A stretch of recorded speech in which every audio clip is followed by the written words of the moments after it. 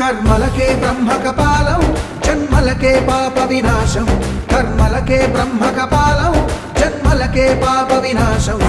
వ్యాసం ఇతిహాసం ఆ వ్యాసుడు ప్రవచించంగా ఖండం గణపతిదై కురు చరితము విరచించంగా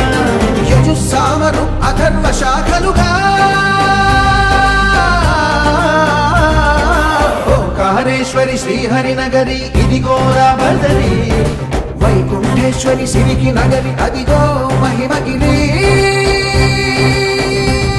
ఈ కొండపై పాదండగా ఆ విష్ణు పాదమే వెలసింది వేదాలనే విభజించిన శ్రీ వ్యాసపీఠమై విరిసింది అనగనంద జలదండ